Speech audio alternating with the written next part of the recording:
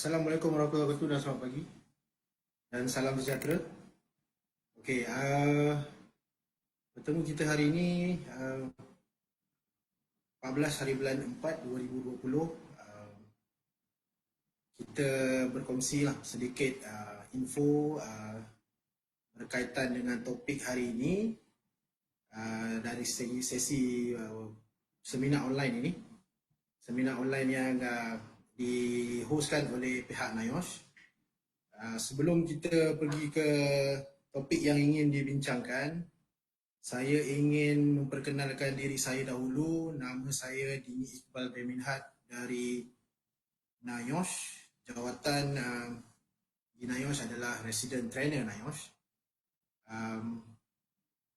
Sedikitlah berkenaan dengan saya ni. Saya banyak mengajar di bahagian yang latihan lah, bahagian latihan, jawatan latihan dan lebih kepada latihan-latihan kompetensi, di antaranya ruang terkurung. So hari ini, tapi saya tak cerita tentang ruang terkurung lah hari ini. Hari ini kita nak berdiskusi sedikit ataupun kita mungkin nak share sedikit berkenaan dengan dua topik hari ini. Pertama sekali berkenaan dengan Akta Keselamatan Kesihatan Pekerjaan tahun 1994 dan juga satu lagi tanggungjawab majikan dan pekerja. Okay.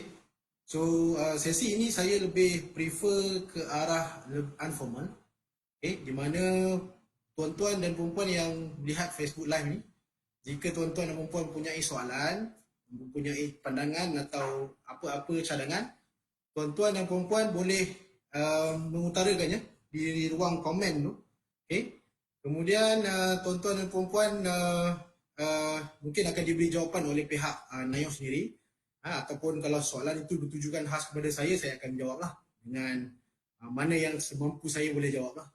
Jika soalan itu lebih kepada orang-orang yang lebih tertumpunya, orang-orang yang lebih untuk menjawabnya, orang yang lain menjawabnya, saya akan pas kepada pihak NIOSH. Untuk pihak NIOSH akan merujuk kepada mana-mana orang yang mungkin boleh menjawab soalan tuan-tuan itu.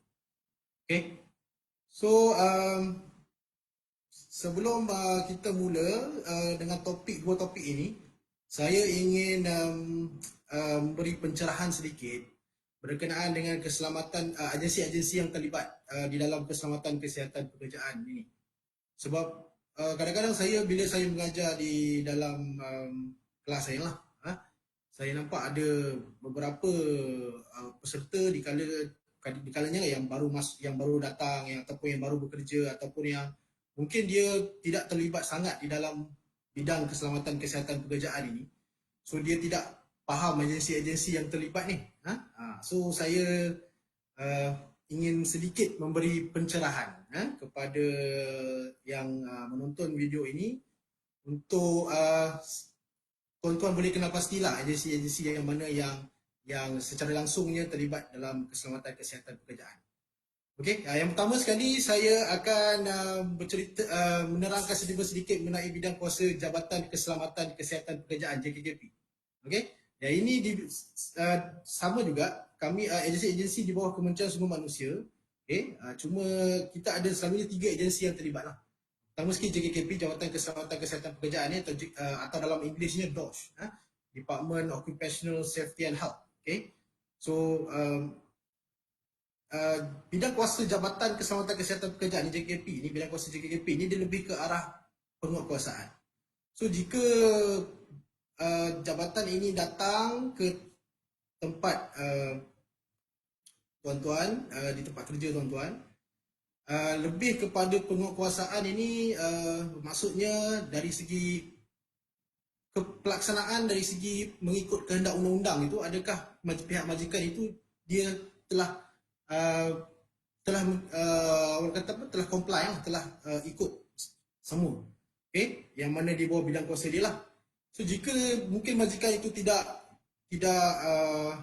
mengikut atau tidak patuh dengan undang-undang itu, kemungkinan besar dia akan diberikan surat amaran ataupun mungkin surat pendakwaan. Itu di bawah bidang kuasa JKKP. Okey? Itu JKKP lah. Dan juga ada juga bidang kuasa JKKP di mana dia memberikan pentauliahan kepada setengah orang yang orang kata, orang panggil dia orang yang kompeten lah, safety health officer, pegawai keselamatan kesihatan pekerjaan, ataupun site safety supervisor, ataupun penguji gas bertauliah. Ini semua di bawah bidang kuasa JKKP. Okey. Kemudian yang kedua kita ada NIOS. Kita ada NIOS ni di mana saya bekerja di NIOS lah. Saya resident trainer di NIOS. Okey. Institut Keselamatan Kesihatan Pekerjaan ini, saya NIOS ini dia lebih kepada 4 fungsi utama dia. Pertama sekali latihan. Okay, latihan. Yang kedua kita ada perundingan, consultation lah. Yang ketiga kita ada information and dissemination. Okay. Dan juga kita ada research and development. Okay, 4 inilah selalunya yang NIOS yang akan bidang kuasa lah. Kalau bidang kuasa dia lebih kepada kami akan tertumpu ke arah itulah. Okay, so itu dua agensi yang perlu tuan-tuan dan puan-puan kena tahu, sebab ada kalanya dalam kelas saya sendiri dia tak faham NIOS itu apa, DOS itu apa. So kadang-kadang bila datang di kilang dia, bila datang buat enforcement, dia ingat NIOS, so dia datang di NIOS dan masuk di kelas saya, kadang-kadang dia kata kenapa NIOS datang ni, tu mungkin salah tanggapan. So kita tengok bidang kuasa. Okey, kemudian kita adalah nombor 3, kita ada agensi yang ketiga yang terlibat secara langsung ni berkaitan dengan keselamatan kesihatan pekerjaan. Kita ada Perkeso, SOKSO. Perkeso dan SOKSO ni sama. So SOKSO dan Perkeso ini dia lebih kepada pampasan apabila berlakunya kemalangan di tempat kerja. Okey, di bawah bidang kuasa Perkeso lah akan menentukan berapa bayaran pampasan apa semualah. Iaitu kena 3 ini agensi ini secara langsung. Mungkin ada lagi agensi-agensi yang terlibat, mungkin tuan-tuan boleh mencari maklumat sendiri. Kalau jika tuan-tuan juga ada soalan untuk tahu lebih terperinci tentang agensi ini, tuan-tuan boleh kontak agensi-agensi ini untuk mendapatkan maklumat-maklumat yang lebih detail lah, lebih terperinci. Okey, itu serba sedikit mengenai 3 agensi itu. Okey, kemudian kita boleh mulakan dengan slide yang pertama. Okey, topik yang pertama ni kita nak tengok tentang keperluan kesihatan, keperluan dan pemakaian Akta Keselamatan dan Kesihatan Pekerjaan tahun 1994. Okey. Okey, ini keperluan dan pemakaian Akta Keselamatan Kesihatan Pekerjaan 1994 ini. Akta ini dibuat ataupun dikeluarkan pada tahun 1994 lah. Okey. Kalau tengok di sini pelbagai jenis sektor awam. Okey. Kalau ditengok di sini, akta ini dia merangkumi semua orang bekerja dan majikan-majikan yang berada di seluruh negara kita lah, termasuk di Sabah dan Sarawak lah. Okay. Ada juga ramai juga yang bila kita berbicara berkenaan dengan keselamatan kesihatan pekerjaan ini, ada juga pekerja-pekerja ataupun majikan-majikan yang dia mungkin dia tidak faham, dia masih beranggapan yang keselamatan kesihatan pekerjaan ini hanya kepada industri-industri yang teknikal, industri-industri yang orang kata berat lah, oil and gas lah, heavy machinery, kapal. Sebenarnya dia dari segi akta ini dibuat, Akta Keselamatan Kesihatan Pekerjaan ini dia pelbagai jenis sektor awam ini. Kalau tengok, okay, dia ada perkhidmatan awam, persekutuan, perkhidmatan awam negeri. Kalau untuk sektor awam pun sama, dia termaktub juga, kita kena ikut. Okay, perkhidmatan awam bersama, perkhidmatan pendidikan, perkhidmatan kehakiman dan perundangan, pasukan polis, angkatan tentera. Okey. Yang ini kita kena tengok dari segi akta ini, semua orang pemajikan dan pekerja perlu ikutlah. Okey. Cuma ada beberapa pihak yang mungkin dikecualikan. Okey, tetapi kita kena lihat juga dari segi contohnya, dia ada berikan pengecualian itu kepada pihak polis dan angkatan tentera yang menjalankan operasi-operasi ketenteraan atau operasi-operasi polis. Okey, di mana contohnya saya bagi apabila pasukan tentera itu dia ada uh, orang kata um, orang kata apa dalam segi operasinya lah, operasi militeri lah, operasi ketenteraannya lah. Dia contohnya pergi training berkaitan dengan ketenteraan, menggunakan senjata-senjata berat, menggunakan kapal terbang tentera. Ini semua diberikan pengecualian di bawah akta ini di mana dia tidak perlu mengikut di bawah akta ini. Tetapi dalam masa yang sama, walaupun itu operasi itu diberikan pengecualian, tetapi untuk operasi-operasi lain masih di bawah angkatan tentera, dia mesti termaktub juga ataupun terkena kita masih lagi kena patuhi akta ini. Contoh yang saya bagi contoh yang saya boleh bagi, jika satu maktab tentera ataupun uh, Kementerian Pertahanan ingin menjalankan satu bangunan meroboh bangunan atau membuat bangunan baru ataupun mungkin kontraktor ingin masuk di bangunan itu untuk buat repair ke apa ke, ya ini masih lagi tertakluk di bawah akta ini. So kontraktor yang masuk di dalam kementerian itu, contohnya Kementerian Pertahanan itu masih termaktub di bawah akta ini. Perlu mengikut prosedur-prosedur, perlu mengikut apa-apa section-section yang terlibat di dalam kerja-kerja apa yang dia buat lah. Termaktub dia kena patuhi. Sama juga dengan pasukan polis. Walaupun dia sektor awam, dia ada pengecualian dalam akta ini, tetapi hanya terhad kepada sektor operasi dia saja. Di mana bukan sektor operasi dia, contohnya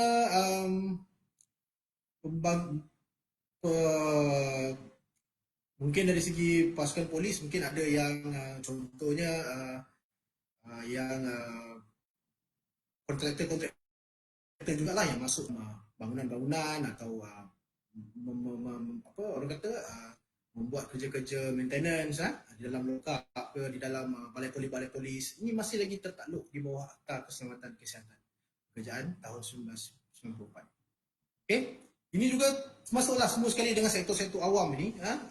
Sektor awam ni pun saya pun banyak juga kena memberitahu juga sektor-sektor awam, sebab ada kalanya partisipan atau peserta yang datang ke kelas saya ni, dia ada kalanya datang daripada sektor awam dan mereka dia juga tanya kepada saya di mana kenapa adakah dia perlu ikut, adakah dia perlu mengikut semua setiap dalam section-section di bawah akta ini, sedangkan mereka ini sektor awam. Saya kata tiada pengecualian dalam dari segi kata apa pematuhan dalam sektor awam atau sektor swasta, melainkan pasukan polis, okey, yang melibatkan operasi-operasi ataupun angkatan tentera, operasi-operasi angkatan tentera itu yang diberi pengecualian. Okey. Satu lagi diberi pengecualian di bawah akta ini adalah apabila mana-mana kapal berdagang yang menjalankan aktiviti perdagangan dari satu tempat, satu negara ke negara yang lain. So ini pun sama, dia diberikan pengecualian. Okey, so dia tidak perlu untuk mengikut akta ini. Tetapi banyak lagi undang-undang yang perlukan operasi-operasi ini dia kena mematuhi, kena patuhlah. Antaranya kalau tengok bila kapal itu dia sedang berdagang dari satu negara ke negara yang lain, dia ya betul dia tidak perlu mematuhi Akta Keselamatan Kesihatan Pekerjaan tahun 1994, tetapi kita ada juga you tengok kita ada International Shipping Ordinance, Ordinance Perkapalan Antarabangsa, di mana company ataupun majikan yang membuat satu perniagaan shipping ini dari satu negara ke negara yang lain ni, dia masih juga tertakluk di dalam ataupun kena patuh juga kepada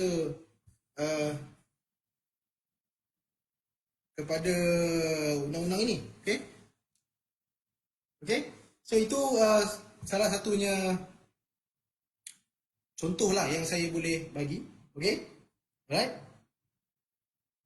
Okey, dekat sini juga slide yang kedua kita tengok sini ada jumlah kemalangan pekerjaan negara pekerjaan di dalam negara mengikut sektor tahun 2018. Okay. Kalau tengok dekat sini kita ada jumlah kemalangan, kita ada 35,460 keseluruhan kemalangan. Okey. Dan kematian kalau tengok dekat sini ada 611. Okey.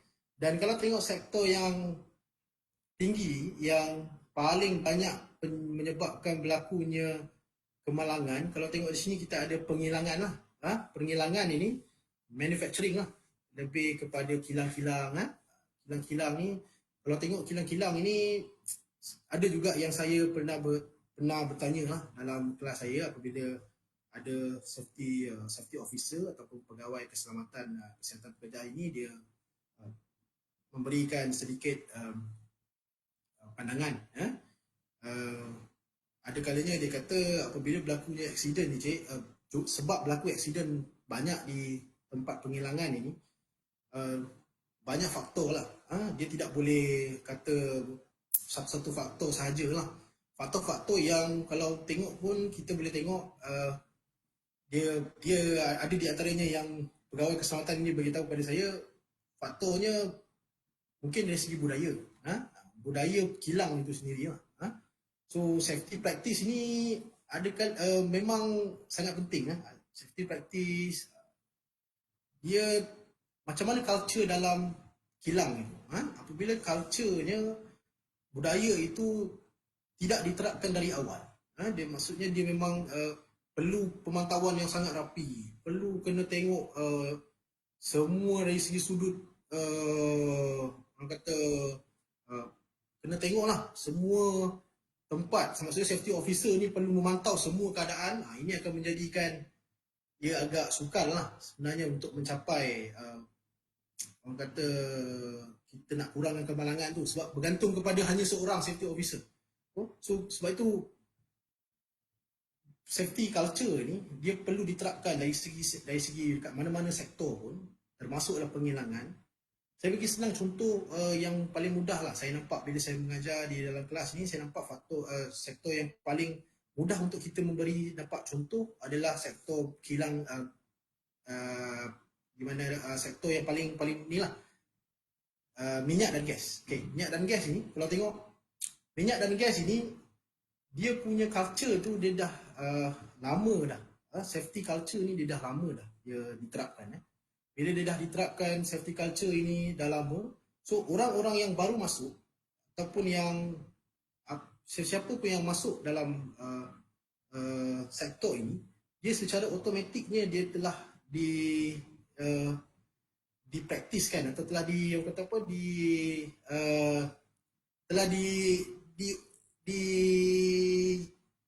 ikutlah orang kata. Perlu dia dah memang dah diterap, memang dah ada ilmu sedikit berkenaan dengan safety.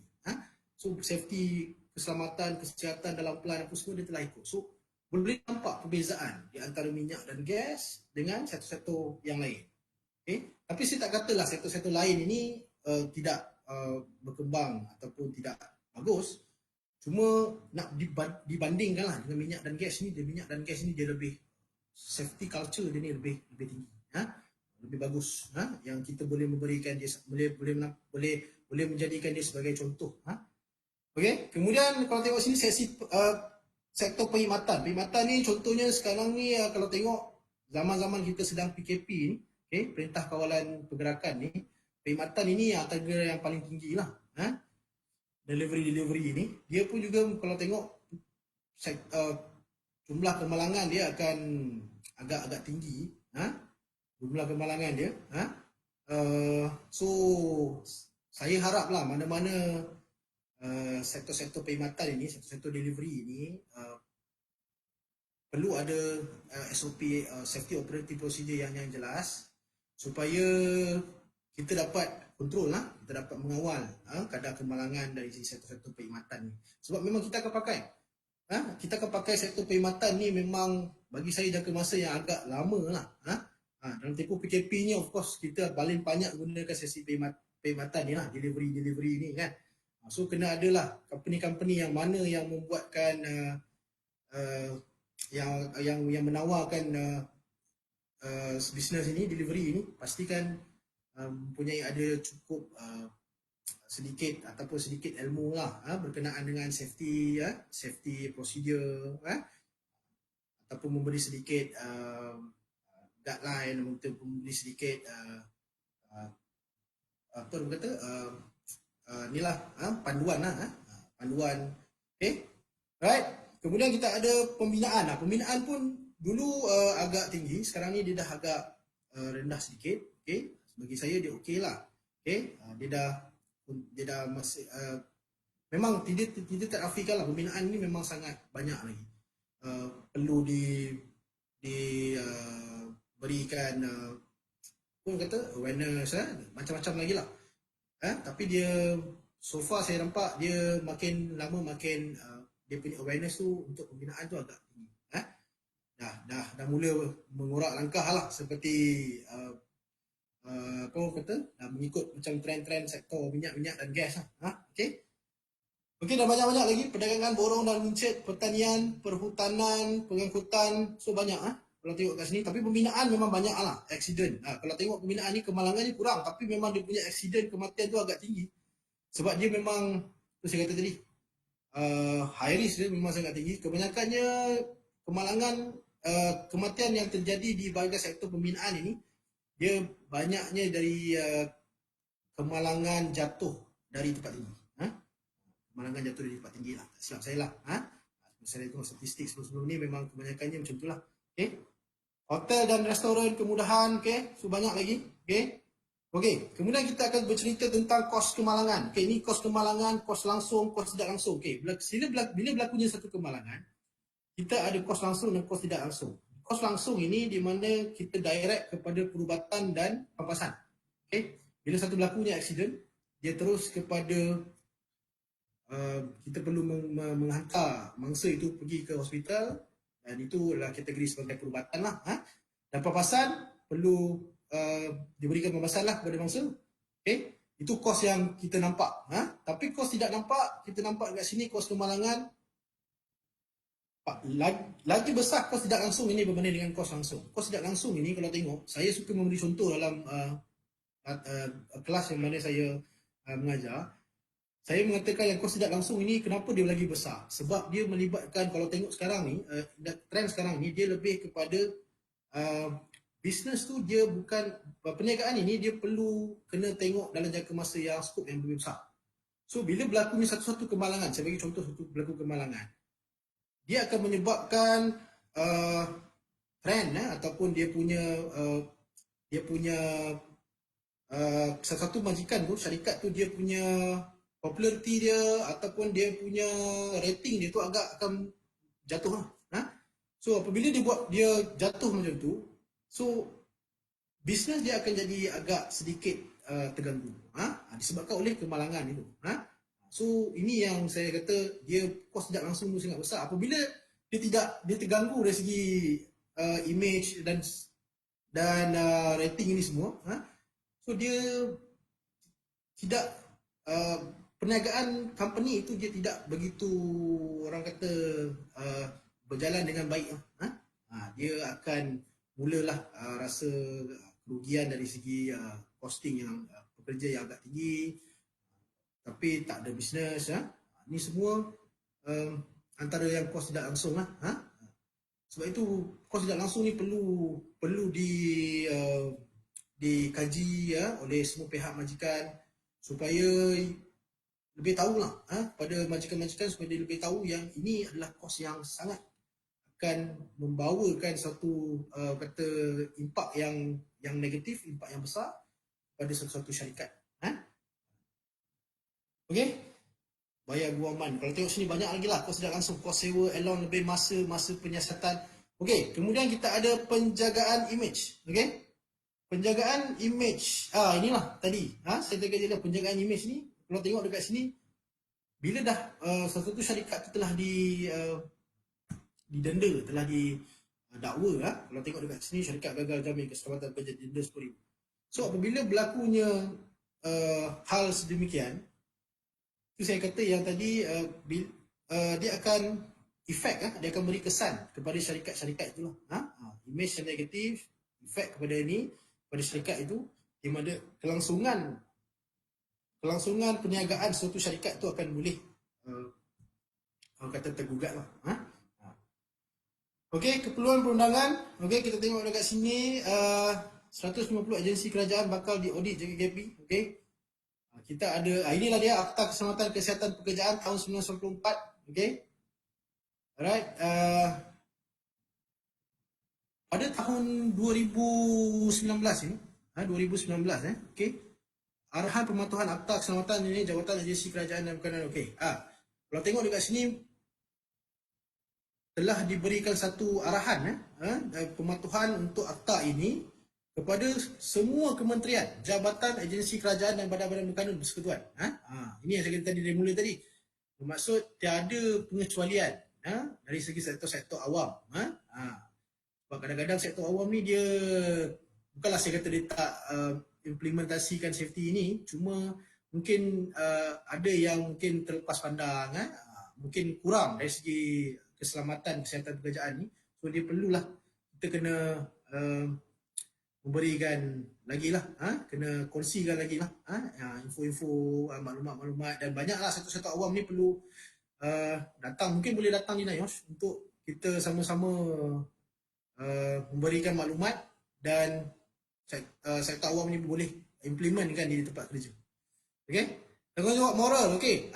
Di bawah akta ini antara yang penting adalah di bawah section ini. Section 15 di mana kewajipan majikan dan orang-orang yang bekerja sendiri kepada pekerja mereka adalah menjadi kewajipan tiap-tiap majikan dan tiap-tiap orang yang bekerja sendiri untuk memastikan setakat yang praktik, keselamatan, kesihatan dan kebajikan semua pekerja dan semua pekerjanya. Okey? So kalau tengok dekat sini, mana-mana syarikat dia mana-mana majikan, dia yang mana ada pekerja, dia tertakluk di bawah section ini, section 15 ni. So tu yang ada setengah yang bertanya dengan saya ni pembuka kedai restoran. Restoran saya mungkin agak besar lah sikit-sikit. 4-5 restoran branch seluruh Malaysia. So adakah saya termaktub di bawah section 15 ini? Berapa pekerja? Mungkin dia kata dalam 60-70 pekerja. So adakah dia termaktub ataupun dia perlu patuhi section 15 ini? Jawapan saya, dia masih kena patuhi. Kenapa? Sebab dalam ini tak ada dituliskan pengecualian terhadap mana-mana sektor industri maupun PKS, perusahaan kecil dan sederhana.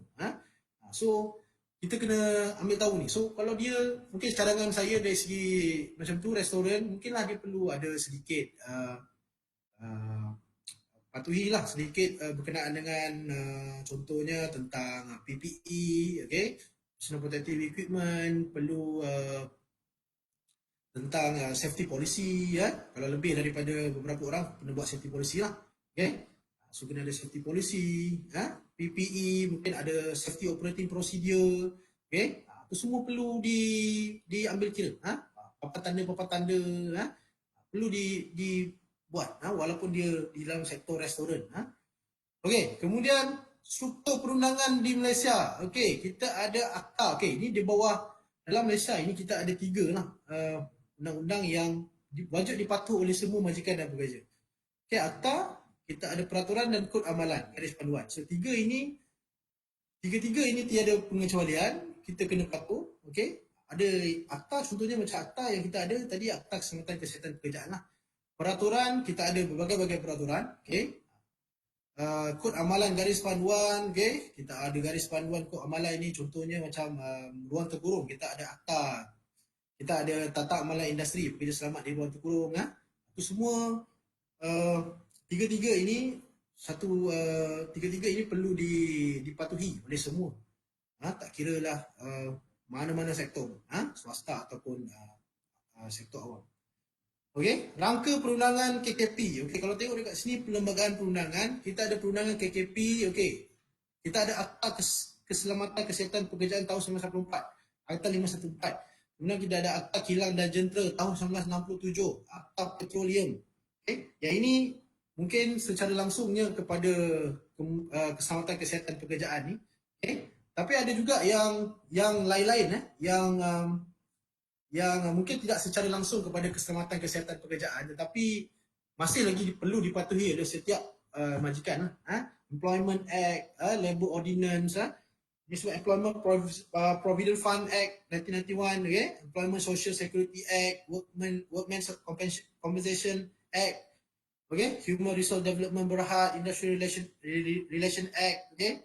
Gas Supply Act, Fire Service Act, okay? Dia mungkin tidak secara direktnya terhadap keselamatan kesihatan pekerjaan ni, tapi masih lagi perlu dipatuhi lah oleh semua peringkat majikan dan juga pekerja. Okey, ini inisiatif kerajaan, okey, Pelan Induk Keselamatan dan Kesihatan Pekerjaan tahun 2016 hingga 2020. Okey. Ini yang saya cuba beritahu kepada tuan-tuan dan puan ni. Kalau tengok kat sini kita ada membudayakan kerja selamat. Ini dia adalah visi dia. Okey, membudayakan kerja selamat ini saya kata tadi dia culture ini, budaya ini sangat penting. Apabila culture ini, budaya ini dapat kita masukkan dalam mana-mana majikan ataupun pekerja, selalunya kepada sektor majikan lah, syarikat tu, bila budaya kerja selamat itu telah diterapkan dari awal untuk nak mencapai semua yang mana dalam sasaran ini, insyaAllah saya rasa tak ada masalah. Itu yang kadang-kadangnya bila ada orang kata kita ada JKKP je, JKKP akan datang nanti dia akan pastikan lah. Kalau nak mengharapkan JKKP semata-mata, saya rasa mungkin agak sukar lah, sebab mungkin ada banyak kekangan JKKP untuk nak memantau semua peringkat, semua pihak, semua sektor-sektor yang ada di dalam Malaysia ni. Sebab itu Pelan Induk ni dia lebih kepada budaya pencegahan di tempat kerja ini. So dia kepada orang kata self-regulatory lah. Dia kepada kita punya inisiatif, company itu punya inisiatif sendiri untuk membangunkan budaya keselamatan, budaya kerja selamat dan sihat untuk semua pekerja-pekerja dia. Itu yang saya suka beri contoh kepada minyak dan gas ni. Bukanlah saya kata minyak dan gas ni yang paling terbaik lah, tapi sektor minyak dan gas ini memang kita boleh dijadikan dia sebagai contoh, di mana memang nampaklah dia begitu nampak kata dari segi implementasinya terhadap keselamatan kesihatan ni, pekerjaan ini nampak dia lebih bagus lah, lebih ke depan berbanding dengan industri-industri lain. Tapi saya tak nak kata lah industri lain tidak bagus, cuma kita boleh jadikan dia contoh. Saya ada satu, mungkin saya nak berkongsi sedikit lah, ada satu peserta ni dia tanya, dia bagi tahu saya di mana dia ada pengalaman lah, dia oil and gas. Dia ditanya oleh beberapa pegawai keselamatan macam safety officer lah di dalam plan itu tentang beberapa soalan ataupun yalah dia tanyalah orang ini kontraktor, dia masuk dalam satu plan ini, so plan ini punya safety officer dia tanya beberapa soalan. So apa jadi orang ini dia tidak boleh jawab, dia tidak faham ataupun dia tidak boleh jawab lah apa yang ditanyakan oleh safety officer tu. Apa tindakan safety officer ini? Tindakan safety officer ini dia mohon untuk pekerja ini, kontraktor ini, untuk diberikan taklimat semula sehingga orang itu boleh faham terhadap apa-apa pematuhan ataupun mana-mana apa-apa yang langkah-langkah yang perlu untuk dia tahu dalam plan itu. So boleh nampak dekat sini oil and gas ni dia ada kalanya dia sangat strict, dia memang minyak dan gas ni dia lebih strict. So kontraktor juga perlu tahu macam mana apa-apa informasi-informasi yang di peringkat owner ni dia tahu, kontraktor pun perlu tahu. Tidak hanya sekadar owner saja tahu, kontraktor tak tahu. So dia tak nak macam tu. So dia nak dua-dua tu tahu. Okay? Alright, Akta Keselamatan dan Kesihatan Pekerjaan tahun 1994, Akta 514, okay, majikan dan pekerja memastikan keselamatan, kesihatan dan kesejahteraan di tempat kerja dan orang lain yang terlibat. Okay? Ini saya kata tadi, majikan dan pekerja ni dia kena seiring. Okay, ini pun satu. Dalam akta ini, dia bukannya hanya terhadap majikan atau pekerja sahaja. Okay? Dia mesti dua-dua. Dia mesti sekali. Apabila majikan dan pekerja ni dia bila bergabung bersama dengan kerajaan support, dia akan baru safety dan keselamatan dan kesihatan pekerjaan ni dia akan lebih orang kata lebih implementasinya lebih bagus, dan kita akan capai sasaran yang mana kita menyasarkan tadi lah. Kalau tengok dekat sini bukan hanya orang kata one man show, dia bukan one man show saja, dia bukannya hanya orang-orang certain orang ni saja, Ada kalanya safety officer sajalah yang buat kerja ni. So ini yang saya nampak macam kadang-kadang tak berapa kena. Apabila safety officer saja yang buat kerja, dia akan jadi tidak smooth, tidak cantik lah dari segi implementasi safety tu. So apabila safety officer ni pula dia berhenti kerja, di kilang itu ataupun di syarikat itu, dia safety itu akan nampak longgar. Dia dah direction dia dah makin longgar. Yang ini yang kita tak nak tu. That's why saya kata majikan, pekerja, kerajaan semua dia akan bersama-sama untuk bangunkan keselamatan, kesihatan dan pekerjaan ni. Skop akta, okey, ini saya cerita tadi, kita ada akta. Akta ini dia terkecuali kepada beberapa pihak. Inilah dia pihak dia, Angkatan Tentera, Darat, Laut dan Udara, termasuklah polis. Di mana polisi-polisi polis, contohnya anggota-anggota polis yang mungkin terlibat dalam operasi-operasi pun diberikan pengecualian. Okay. Pekerjaan di atas kapal dagang tertakluk pada Ordinan Perkapalan Saudagar dan Perkapalan Saudagar. Ini saya kata tadi, perkapalan. Okay. Tapi tidak semestinya apabila dia diberikan pengecualian, tentera ni cik diberikan pengecualian, so dia tidak perlu ikut lah. Dia ada SOP dia tersendiri. Ni di mana pihak Angkatan Tentera dia tahulah dia ada SOP dia tersendiri lah. Okay, pihak polis pun dia ada SOP dia tersendiri. So dia akan bergantung kepada SOP dia. Yang mana melibatkan operasi dia bergantung kepada SOP dia. Okay, tapi yang bukan di bawah operasi, dia masih tertakluk di bawah Akta Keselamatan Kesihatan Pekerjaan tahun 1994. Okay. Sebenarnya banyak lagi di bawah akta ini, Akta Keselamatan Kesihatan Pekerjaan 1994 ni. Cuma masa kita sejam ni, kita takut tak boleh nak cerita semua benda section lah. Okay. So kalau tuan-tuan dan puan-puan rasa perlu untuk tahu banyak lagi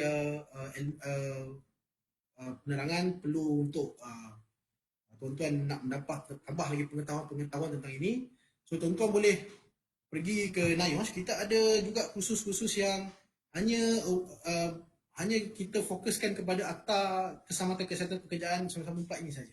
Okay? So boleh tuan-tuan boleh daftar dan masuk di dalam latihan itu. Okey, kemudian falsafah tentang kewajipan untuk memastikan keselamatan dan kesihatan di tempat kerja ditanggungjawabkan kepada siapa yang mewujudkan risiko dan siapa bekerja dengan risiko.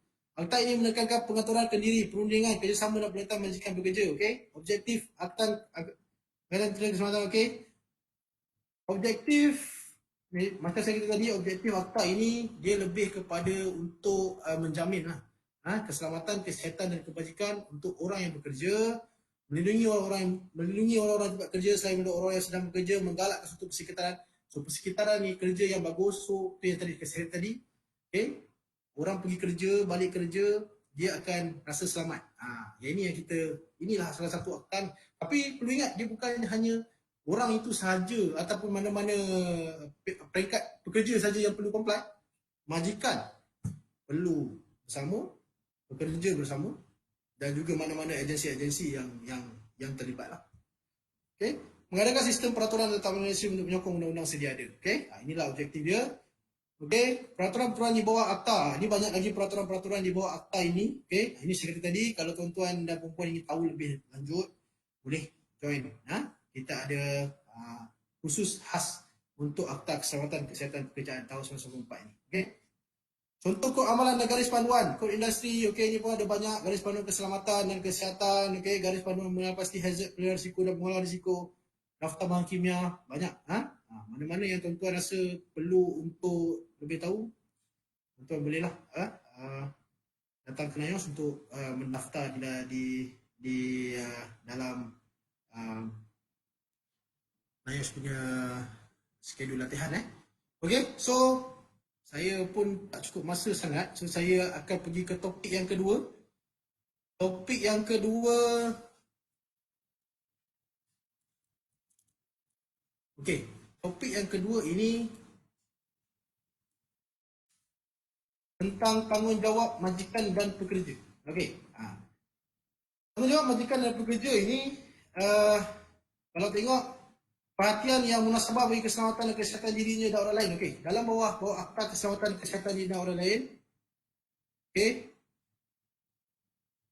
Okey, tanggungjawab majikan dan pekerja. Okey, perhatian yang munasabah bagi keselamatan dan kesihatan dirinya dan orang lain. Seksyen 24. Okey, bekerjasama dengan majikan atau mana-mana orang yang lain yang diberi tanggungjawab memakai atau menggunakan kelengkapan perlindungan diri, mematuhi arahan atau langkah keselamatan dan kesihatan pekerjaan yang diperkenalkan oleh majikan.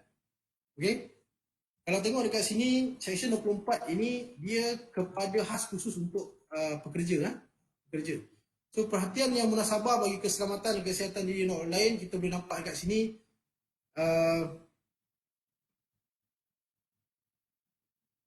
dia lebih kepada menjaga diri dia dan orang lain.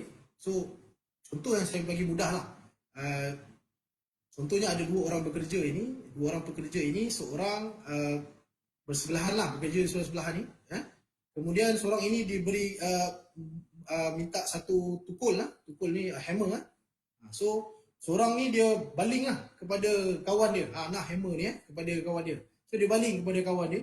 So dia akan menyebabkan, katalah tak sempat untuk orang yang kawan dia tu ambil hammer ini, kemudian akan pergi terus menyebabkan kecederaan kepada kawan dia. Yang ini dah kategori salah dari segi Seksyen 24. Dia tidak menjaga diri dia, menjaga orang lain dan keselamatan diri dia. Dirinya mungkin tak terlibat lah, tapi orang lain itu kena muka dia dan menyebabkan orang itu cedera. Bekerjasama dengan majikan atau mana-mana orang lain yang bertanggungjawab. So bekerjasama dengan majikan, apa-apa arahan yang diberikan oleh pihak majikan, okay, diberikan oleh pihak majikan, okay, make sure perlu berikan kerjasama. Contoh yang saya pernah datang, saya pernah beri latihan di mana-mana di satu-satu kilang ni. Dia punya arahan dia, contohnya perlu memakai kasut safety boot yang berwarna hitam sahaja. So adakah kita ni perlu patuh? Jawapannya perlu patuh. Kenapa saya kata perlu patuh? Sebab ini di kawasan majikan itu, dia ada dia punya, orang kata, undang-undang tersendiri lah. So kita sebagai pekerja, kita perlu patuh kepada majikan punya apa-apa garis panduan yang dibuat oleh pihak majikan itulah. Kalau dia kata minta pakai baju warna kuning, coverall kuning sajalah. So ini antaranya bekerjasama dengan majikan. Okey? Memakai atau menggunakan kelengkapan perlindungan diri. Ini saya rasa semua orang tahu lah. Memakai atau menggunakan kelengkapan perlindungan diri ini, PPE ini, kena pakai lah. Kena pakai bila ni. Ini pun satu juga. Ada orang yang dia dah company bagi, dia bagi PPE tu, kemudian dia jual, dia jual ke tak tahulah ke mana, ataupun dia beri pada orang lain lah. Ini pun salah satu benda yang salah yang dibuat oleh pekerja tu lah. Di mana boleh disabitkan di bawah Seksyen 24 kalau macam tu. Dia tidak pakai, bagi pada orang lain lagi. Mematuhi arahan atau langkah keselamatan dan kesihatan pekerjaan yang diperkenalkan oleh majikan. Okey, kalau tengok dekat sini, mematuhi arahan, kita macam saya kata tadi lah, sama jugalah. Mematuhi arahan ni, kita pakai perlu untuk pakai baju coverall warna sekian-sekian saja. So kita kena ikut. Kalau dia minta kita datang briefing sebelum jam 9 pagi, kita kena datang lah briefing sebelum jam 9 pagi. So ini semua di bawah majikan yang kena patuh. Kita sebagai kontraktor atau pekerja kena patuh. Okey, kewajipan pekerja. Ini kemudian kita pergi kepada kewajipan majikan. Okey, kewajipan majikan ini, kalau tengok kita ada pengadaan dan penyelenggaraan logik dan sistem kerja selamat. Okey, pengadaan dan penyelenggaraan ini, maintenance ni, logik dan sistem kerja selamat ni, dia lebih macam safety operating procedure. So setiap apa-apa penggunaan kita nak pakai mesin ke apa, kita mesti ada safety operating procedure kita kena ikut. Majikan itu pun sendiri dia kena hasilkan, dia kena buat satu safety operating procedure ni. Contoh lagi satu, kita boleh saya bagi macam permit to work system. Itu pun salah satu daripada Seksyen 15 ni, sistem kerja selamat, di mana permit to work system itu menyebabkan pekerja atau mana-mana kontraktor akan mengikut setiap prosedur dalam satu kerja yang hendak dijalankan dalam satu tempat lah. Pembuatan perkiraan berkaitan penggunaan dan pengendalian, penanganan, penyimpanan dan pengangkutan logi dan bahan. Okey. Pengadaan dan penyeraan cara masuk dan keluar dari tempat kerja dan pengadaan dan penyerahan persekitaran pekerjaan dan kemudahan kebajikan. Okey. Ini pun samalah persekitaran. Persekitaran ni kalau tengok contoh yang mudah persekitaran ni macam majikan ni perlu hasilkan contohnya macam aircon lah kan. Di tempat kerja ni kita ada sistem pengudaraan. Sistem pengudaraan ini make sure dia baik lah, tidak panas. Saya pernah pergi satu kilang ni, kilang besi dia memang menghasilkan besi. So dia tidak boleh provide aircon lah kepada semua pekerja dia sebab dia dalam kilang besi. So apa dia buat? Dia pakai kipas. Dia pakai kipas industrial fan itu. Setiap seorang pekerja itu dekat mana-mana section itu dia akan berikan satu kipas industrial fan untuk supaya persekitaran pekerjaan persekitaran pekerja-pekerja dekat situ terjamin. So bagi saya itu adalah salah satu inisiatif yang baik yang bagi saya as far as dia boleh terima, pekerja dia boleh terima, okay, so kita akan benarkan, tak ada masalah. Kita akan benda itu kata bagus untuk dia, sila teruskan. Okay. Kemudian kalau tengok dekat sini section 15, pengendalian maklumat, arahan, latihan dan penyediaan. Okey. Kewajipan majikan, ni pun sama majikan, kita ada maklumat, maklumat yang perlu diberikan oleh pihak majikan kepada pekerja itu. Arahan-arahan, latihan. Ini pun sama, latihan. Latihan ini kalau yang melibatkan kompetensi-kompetensi, latihan-latihan kompetensi, contohnya yang saya banyak mengajar adalah ruang terkurung lah. So bila ruang terkurung ini dia salah satu latihan kompetensi. So bila latihan kompetensi, semua latihan-latihan kompetensi ini perlu dibiayai, perlu diberi kata di sponsor lah, dibiayai oleh pihak majikan. Pihak majikan yang perlu bayarkan semua. Tidak boleh bagi kepada pekerja tu. Sebab ada juga yang pekerja tu datang dia kata dia bayar duit sendiri. So bila macam tu nampak macam tak kena lah. So kena faham majikan latihan ini di bawah tanggungjawab majikan. Okey. Arahan macam biasa tadi saya kata tadi, arahan-arahan maklumat. Kadang-kadang kalau maklumat ni kita ada macam selalunya billboard lah kan. Kita ada billboard, okey. Kadang-kadang ada yang juga yang memberikan maklumat dari segi mungkin sekarang ni teknologi dipakai Facebook pakai apa-apa medium-medium pengantara yang boleh diberikan informasi-informasi terkini tentang safety keselamatan kesihatan pekerjaan ini pada semua pekerja-pekerja dia. Dan juga penyeliaan ini majikan of course dia kena jaga penyeliaan. So apabila permit to work, apa-apa kontraktor yang buat kerja dengan dia perlu ada penyeliaan oleh pihak majikan. Itu sebab tu ada permit to work lah kalau tengok. Okay, kemudian kita ada jenis latihan kesedaran. Inilah kita ada latihan kesedaran, latihan umum, latihan spesifik, latihan kemahiran. Okay, jenis latihan ini bergantung kepada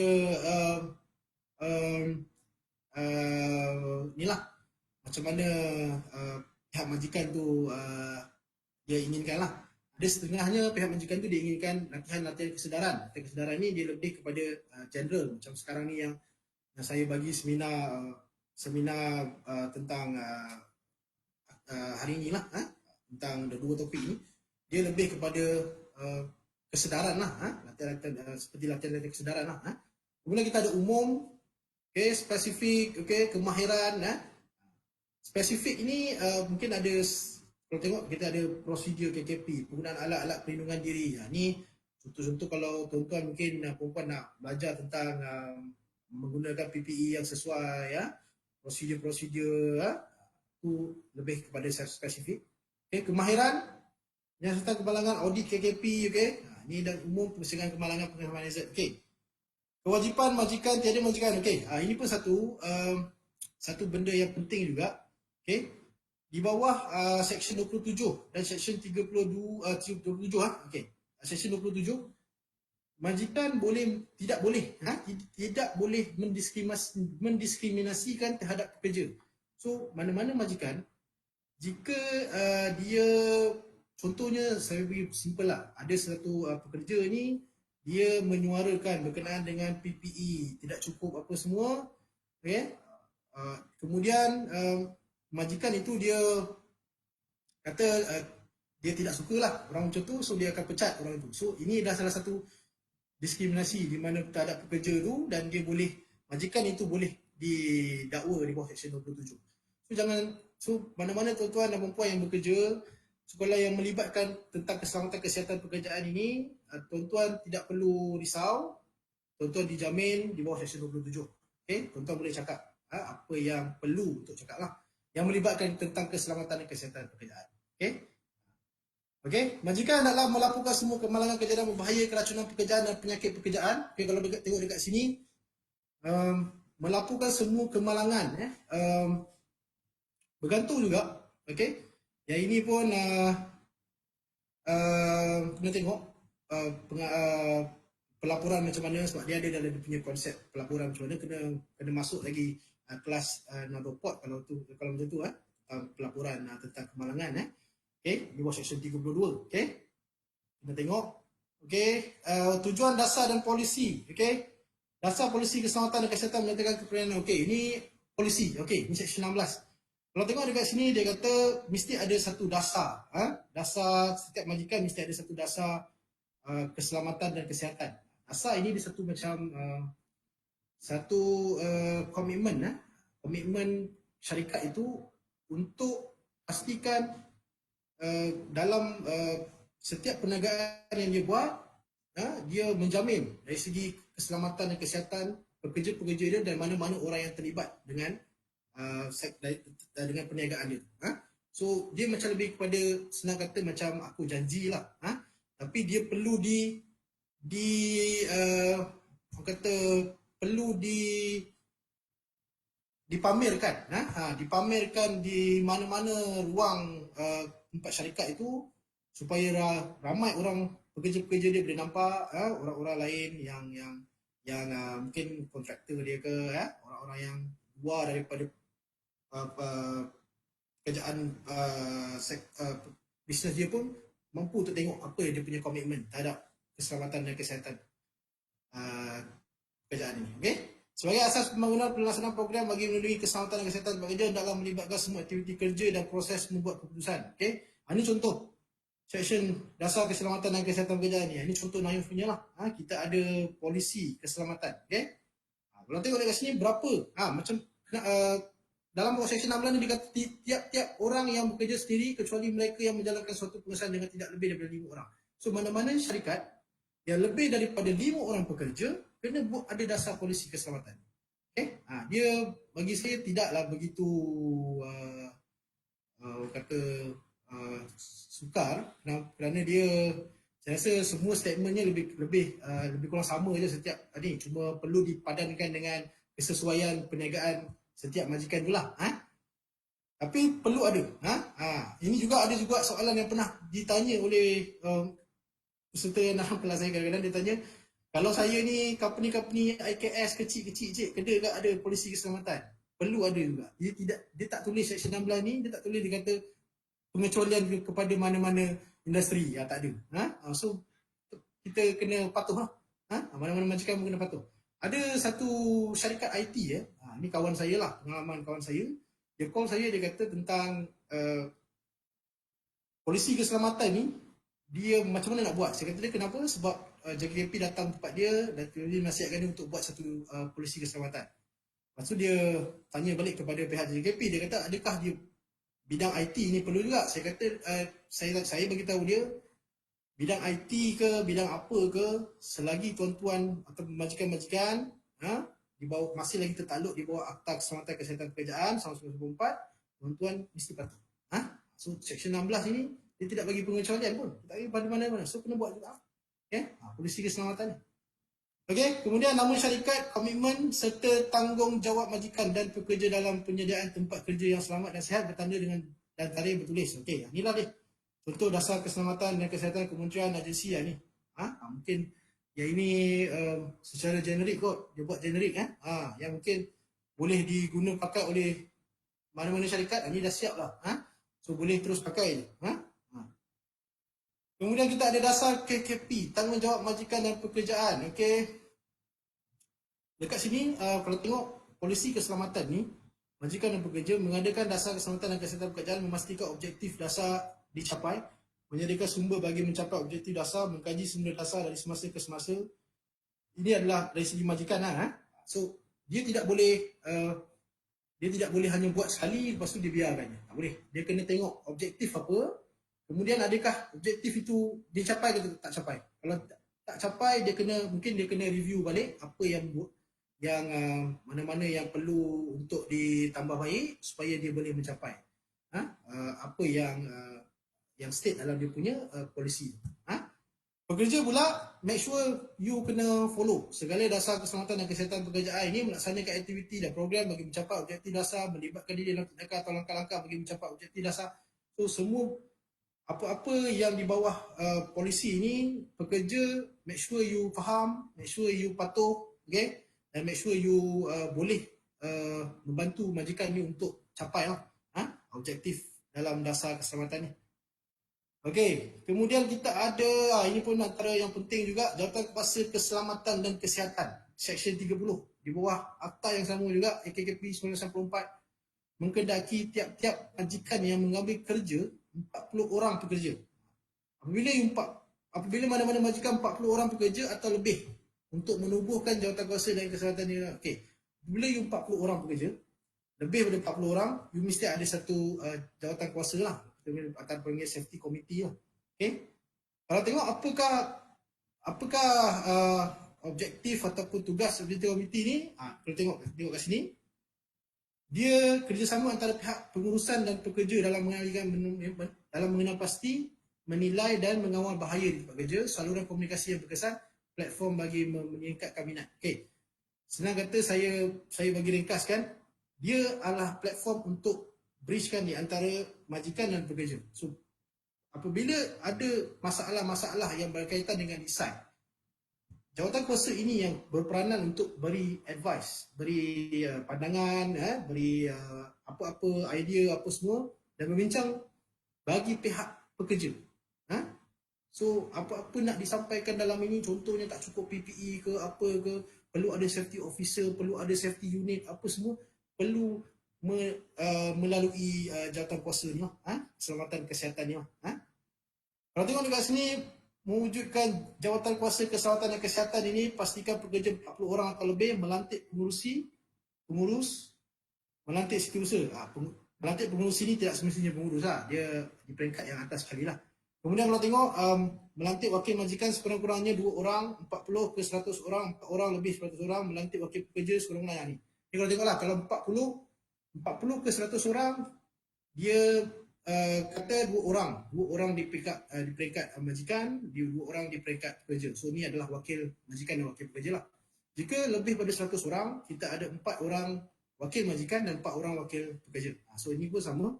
Kita tengok bila makin ramai organisasi tu, dia akan mungkin wakil tu mungkin agak ramai sikit lah. Okay? So ini antaranya. Ni contoh organisasi Jawatan Kuasa Keselamatan Kesihatan. Contoh dekat sini pengurusi kita ada setiausaha, wakil majikan dan kurang jumlah pekerja yang 40 hingga 100 orang, kita ada 2 majikan, 2 pekerja. Okay? Inilah platform dia. Platform dia bukan hanya untuk menyampaikan maklumat atau apa-apa cadangan kepada pihak majikan, tetapi kalau ada melibatkan aksiden, contohnya berlaku kemalangan, fatality ke ataupun apa-apa kemalangan, so jawatan kuasa ini dia boleh masuk untuk buat siasatan dalaman sebelum pergi ke peringkat JKP lah. So dia akan siasat dahulu, bagi tahu apa yang perlu dibuat, apa langkah kawalan, apa evidence yang ada, semua ni jawatan kuasa ini boleh berperanan untuk siasatan. Ini lebih daripada 100 orang. Bila lebih daripada 100 orang wakil majikan, dia akan lebih lah. Kemudian ni peranan Jawatan Kuasa Keselamatan Kesihatan, menetapkan jadual mesyuarat 3 bulan sekali, menetapkan agenda, 3 bulan sekali perlu adakan mesyuarat. Kemudian mesyuarat itu perlu ada ada black and white lah, kena ada minute meeting lah. Menetapkan agenda mesyuarat, menyediakan minit mesyuarat, menjalankan fungsi JKK lain, menjalankan pemeriksaan tempat kerja 3 bulan sekali, mengkaji semula dasar KKP, menjalankan program promosi dan menyiasat kes tidak selamat. Okey, ini contoh agenda mesyuarat Jawatan Kuasa Keselamatan Kesihatan. Ucapan pengurusi, perkara-perkara berbangkit, kajian kemalangan, accident review, laporan-laporan pemeriksaan tempat kerja dan hal-hal lain. Cadangan program programming sebenarnya. Okey, inilah cadangan latihan, cadangan prosedur kerja. Okey.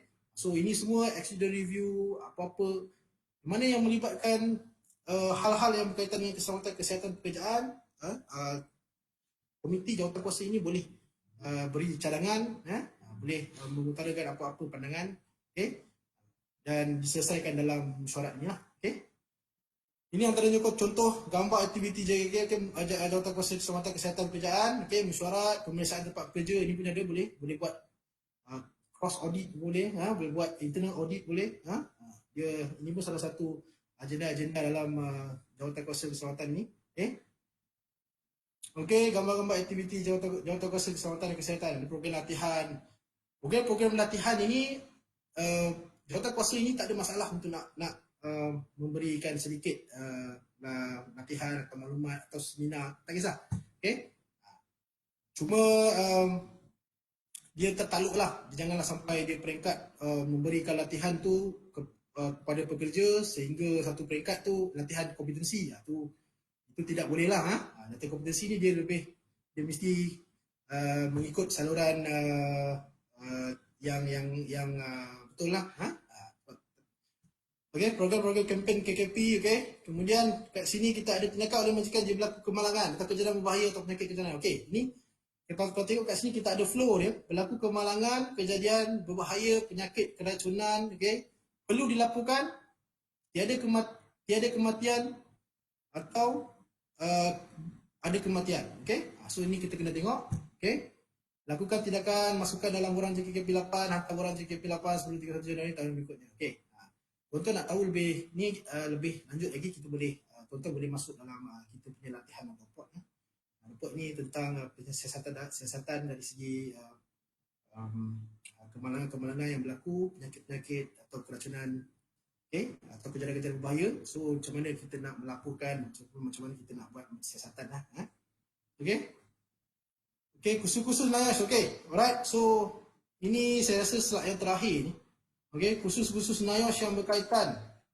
Okey, so saya mungkin beri sedikit tadi tu berkongsi sedikit lah. Okey, tentang akta keselamatan kesihatan pekerjaan dan juga tanggungjawab majikan dan pekerja ini. Okey, tapi banyak lagi lah sebenarnya. Tuan-tuan boleh pergi ke website NIOSH. Okey, tengok apa latihan yang mungkin diperlukan oleh pihak majikan tuan-tuan. Okey. Dan banyak lagi lah training yang mungkin boleh membantu tuan-tuan untuk meningkatkan tahap kesedaran tentang safety ini, keselamatan kesihatan pekerjaan ini. Okey. Sementara kita dalam tempoh KKP ni mungkin orang kata kita boleh kajilah yang mana-mana yang training yang bagus, yang wajib. Sebab dalam dah masuk kembali balik kepada tempat kerja nanti, banyak kerja kita nak buat ni kan. Mungkin banyak kita kena sort balik. So tengok mana yang penting, mana yang penting kepada tuan-tuan punya majikan tuan-tuan. So kita akan tuan-tuan register dan kita akan NIOSH akan provide lah segala apa-apa yang diperlukan lah, training dari segi awareness training. Kita ada selalunya dalam di NIOSH ni kita ada 4 jenis training saya tak salah saya lah. Pertama kita ada training yang melibatkan competency training, safety health officer, PPS, AGT, gas tester, okay. So banyak lagi lah, hygiene tech. Kemudian kita ada program kesedaran, contohnya macam awareness program tentang OSHA, okay. Tentang compliant to regulation under OSHA, effective safety health committee, macam-macam lagi lah. Incident investigation, itu semua di bawah program awareness. Kemudian kita ada yang ketiga, kita ada program-program yang berkaitan dengan induction. Induction ni maksudnya contoh macam OGSP, Oil and Gas Safety Passport, untuk masuk dalam plan. Kemudian kita ada lagi apa? TNB, NTSP and NIOSH TNB Safety Passport untuk masuk dalam plan TNB itu semua dipanggil sebagai induction training lah. Kemudian ada satu lagi lah, kita ada trainers program. Trainers program pun untuk melahirkan trainer, okay, untuk menjadi seorang trainer, tuan-tuan perlu menghadiri lah kursus-kursus yang berkaitan dengan trainers program. Dengan TTT okay. Right. So boleh tuan-tuan boleh tengok di course schedule NIOSH 2020. Okay. Tuan-tuan boleh scan QR untuk muat turut kalender kursus 2020. Ni siapa yang nak tengok semua berapa apa kursus yang ada, okay, boleh tengoklah dalam ni. Okay. Okay. So sebelum kita tamatkan kita punya seminar online hari ini, saya mungkin akan tengoklah berapa soalan-soalan yang mungkin saya boleh jawab, saya akan jawab lah. Okay. Right. Kita ada 4 soalan kat sini. Pertama sekali, mana soalan dia? Okay. Saya nak kepastian bagi SHO yang bekerja di tempat yang melibatkan orang awam, contohnya di terminal bas atau kompleks beli belah, adakah kemalangan yang melibatkan orang awam? Adakah kemalangan yang melibatkan orang awam perlu diambil kira sebagai kemalangan pekerjaan selaras dengan Seksyen 32 atau Keselamatan Kesihatan Pekerjaan? SHO yang bekerja di tempat yang melibatkan orang awam. Okay. Kalau tengok dekat sini, soalan ni dikata di terminal bas. Ini pandangan saya lah.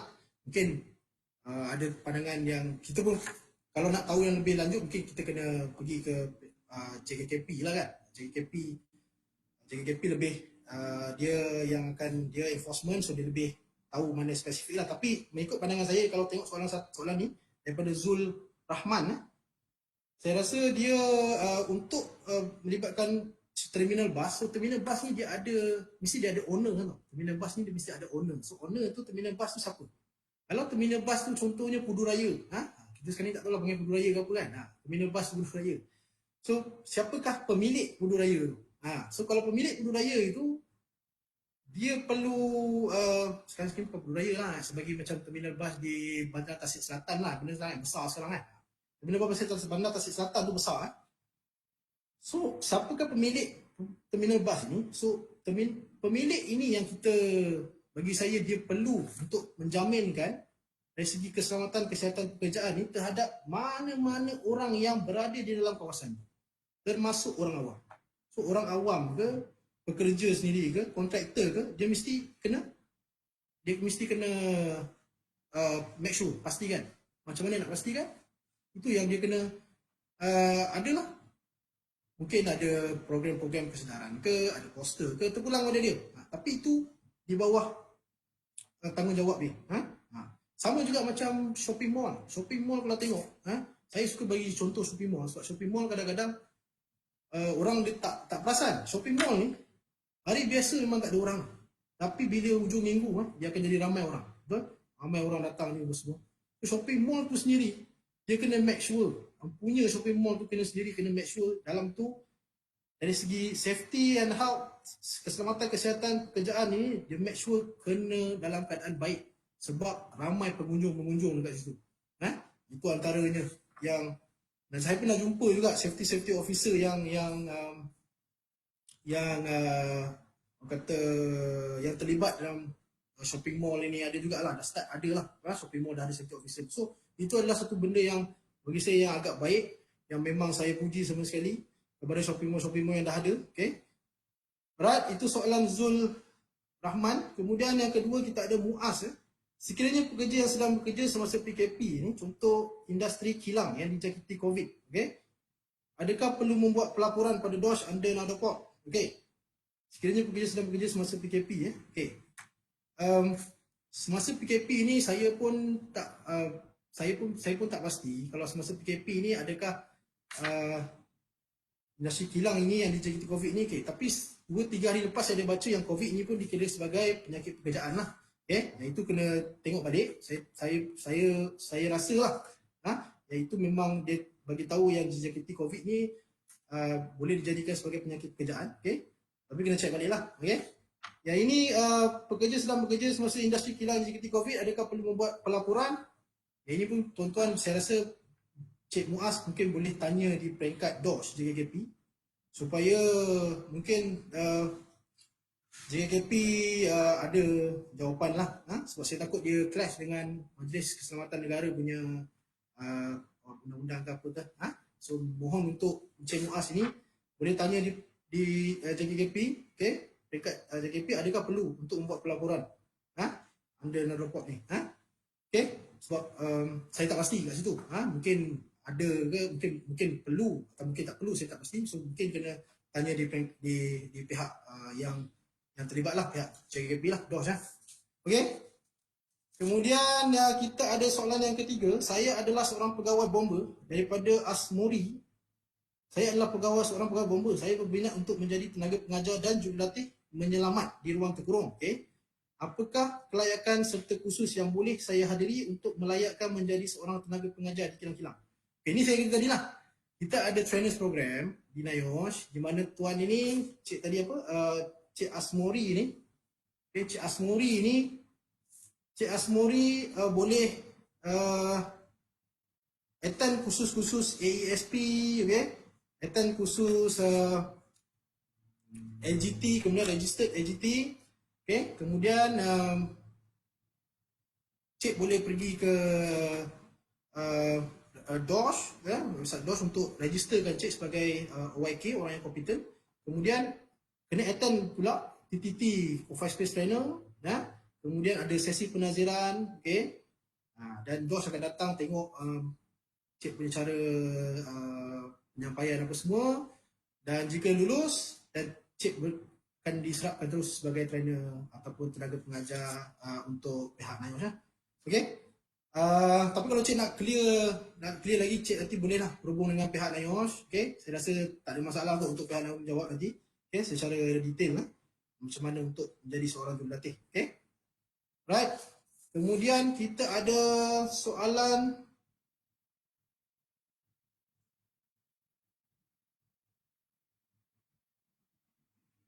okay. Soalan yang ketiga yang keempat kita ada dekat sini, Aiman Faiz. Pekerja-pekerja asing kalau disuruh pakai PPE, banyak yang dengar kata yang susahnya ni. Pekerja asing kalau disuruh pakai PPE, banyak yang dengar kata yang susahnya otai-otai yang tak ada bekerja lama ni. Dah lah tak dengar kata, melawan lagi. Ini komen dari Facebook. Ini saya tak nafikan lah. Memang ada di kalangan yang memang dia kata agak degil lah kata agak degil. Saya pun sendiri dalam bila saya mengajar Coffee Space, saya mengajar dalam kelas ada kalanya otai-otai ni juga ada yang memang dia cakap, ini apa ni Cik, semua ni saya tak mati pun duduk dalam ni, pun semua dah bertahun-tahun saya kerja lah. Ini sama lah macam ni kan. So kita pun tak boleh nak mengelaskan lah orang otai-otai ke tak otai ke tidak. Dia bergantung kepada orang itu sendiri. So bagi saya sebenarnya bila tak terjadi tu, sebenarnya tak terjadi kepada diri dia, masih okey lagi lah. Dia mungkin rasa dia kata kebal lagi lah kan. Tapi bila dah terjadi, nak menyesal kemudian tu yang agak sedikit bagi saya terjejas sikit lah kan. Sebab bila tuan-tuan dah terkena baru nak menyesal, ini yang akan agak terjejas. So kalau tengok orang kata contoh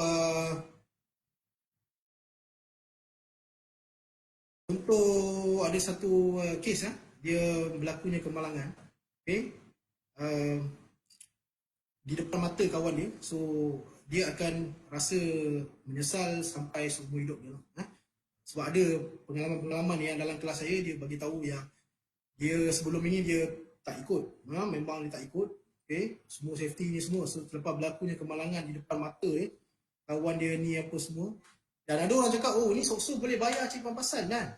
Sok-sok ini dia bayar pampasan pun, dia bukanlah orang kata bayar pampasan secara dia kena kaji dulu, dia kena buat, dia kena tengok juga dia punya, adalah dia punya proses-proses dia kan. Bukannya terus bayar je pampasan. Dan pampasan ini pula bukannya orang kata dia hanya sekadar membantu, bukannya boleh kita dapat balik. Kalau tangan tu dah hilang boleh dapat tangan tu balik kan. So dia, bagi saya lebih pada prevention lah. tanya hati itu sendiri. Bagi saya bagusnya tuan-tuan tanamkan dalam diri tuan-tuan, sebab kita ni ada family. Kadang kita ni ada family. Family ni lebih penting lah, sebab ada satu kes ni saya agak sedih dengar ni. Apabila dia seorang pekerja, isterinya tidak bekerja. So apabila pekerja, dia meninggal dunia disebabkan oleh mungkin ialah kesilapan dia sendiri, decide apa semua. Sebab isteri dia tidak ada tak ada kata apa pergantungan lagi lah. So dia kenalah bekerja semula, anak ramai apa semua. So kawan-kawan nak bantu pun mungkin agak, yalah, dia kawan-kawan pun ada family sendiri juga. So ini pun jadi masalah jugalah. Bagi saya, terapkanlah diri tu, sebab saya pun macam-macam pandangan saya dah jumpa. Kawan-kawan pun ada yang bagi tahu macam ni accident di site. So mohon untuk tanam di hati itulah. Okay, so bagi saya kadang-kadang benda ini bagus supaya kata safety ini bermula daripada bawah lah, bermula daripada peringkat sekolah gitu. Yang kadang-kadang NIOS kita ada safety in school lah. So safety in school ni, safety in school. So kita mulakan safety ini dalam sekolah lagi, so sehingga sampai satu peringkat dah ke sektor pekerjaan pun dia masih lagi ada self awareness ataupun awareness untuk safety ni sangat tinggi daripada diri dia sendiri. So itu antaranya. Okay, so ini tadi saya nak betulkan sedikit bahawa Akta SOCSO 1999 COVID-19 dikategorikan sebagai penyakit perbezaan.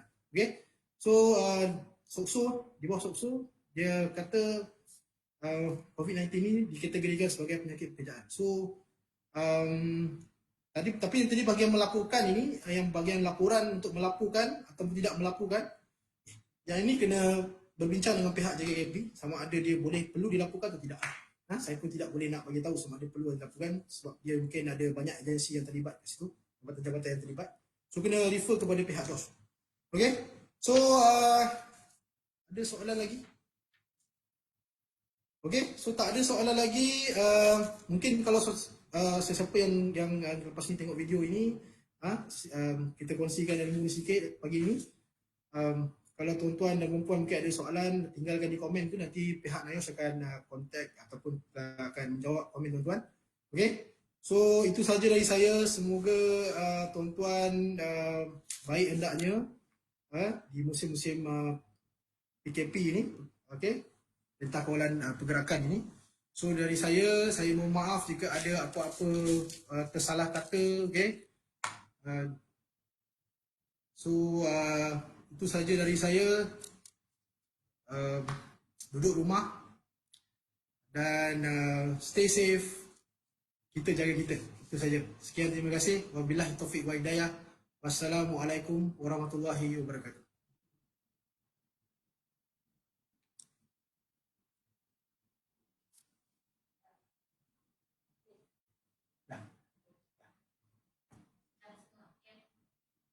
Lama lah.